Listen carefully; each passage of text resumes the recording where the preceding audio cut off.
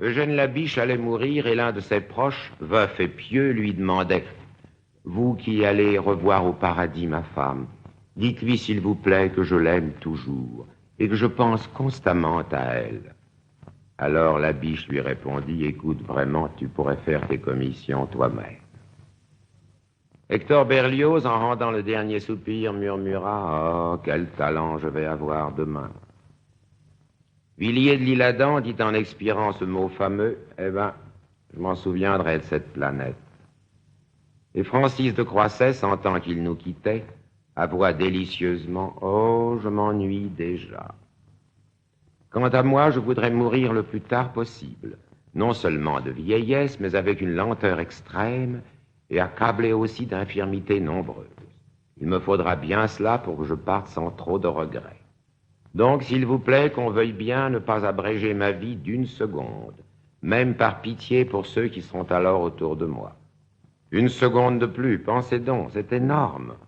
Songez qu'en une seconde, à ma dernière minute, je puis apprendre qu'on vient de découvrir la guérison du cancer. Quelle belle mort j'aurai.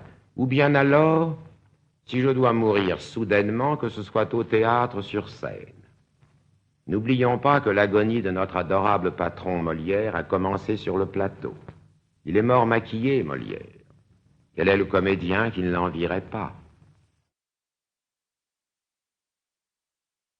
Mon père disait très justement que l'on ne pouvait parler d'amour et de théâtre qu'à bâton rompu. J'ajouterai aujourd'hui à bâton rompu sur le dos des femmes. Car parler des femmes, c'est en dire du mal quelque bien qu'on en pense.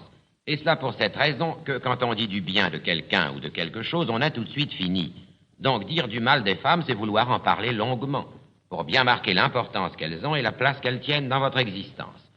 Donc permettez-moi de ne pas mettre de gants et de vous en parler comme si nous étions entre amis très intimes le soir au coin du feu, formellement décidés à ne pas se froisser d'une opinion librement exprimée que celui qui parle d'ailleurs ne vous oblige pas du tout à partager.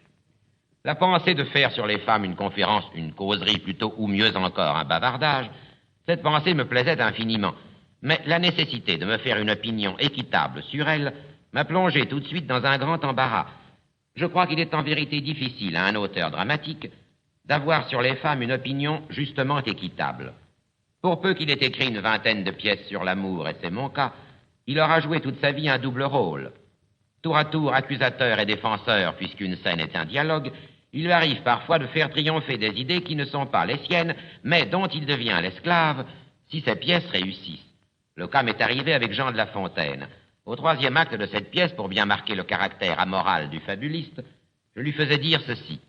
La fidélité n'est pas une qualité humaine. Une qualité dont on ne fait bénéficier qu'un seul être à la fois ne saurait être une qualité. L'indulgence, voilà la grande qualité. N'être pas l'ennemi des plaisirs de l'autre. Un homme n'a pas le droit de compromettre les minutes de bonheur qu'une femme peut avoir et qu'elle ne lui vole pas, car on ne vole personne, et les baisers qu'on donne à l'un, on ne les aurait pas donnés à l'autre.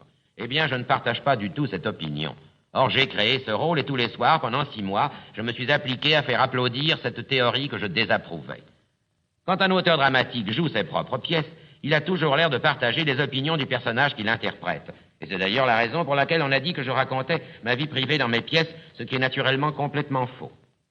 Donc, désireux de me faire une opinion sur les femmes, je me suis posé une dizaine de questions auxquelles j'ai répondu le plus honnêtement. Eh bien, mes réponses témoignent d'une véritable passion pour la femme et d'une très vive animosité contre les femmes. Je n'en tire aucune conclusion, mais j'ai souvent constaté ce fait chez les hommes qui consacrent aux femmes la moitié de leur existence. Et puis, vous savez, ceux qui disent toujours du bien des femmes sont généralement des hommes qui en changent tout le temps ou bien qui n'en changent jamais, ce qui m'incite à penser qu'elles ne jouent pas dans leur vie un bien grand rôle. Eh bien, à table, si j'ose dire, et parlons des femmes. Je n'aime pas les femmes, je n'aime pas le commerce des femmes, et toujours je me sens mal à mon aise avec elles, parce qu'on ne sait jamais ce qu'elles pensent. Et si je pouvais me permettre d'exprimer un vœu, je les voudrais surtout plus indulgentes entre elles. Car si elles ne s'occupaient que des hommes, elles seraient en somme bien plus agréables à fréquenter. Le malheur, c'est qu'elles s'occupent aussi des autres femmes. Sitôt qu'une femme est aimée par un homme, on dirait que toutes les autres femmes ont été abandonnées par cet homme-là. Certes, elles ont du cœur, elles ont beaucoup de cœur, mais leur cœur est singulier. Si une femme est malheureuse, elles lui font du bien. Mais si une femme est heureuse, elles en disent du mal.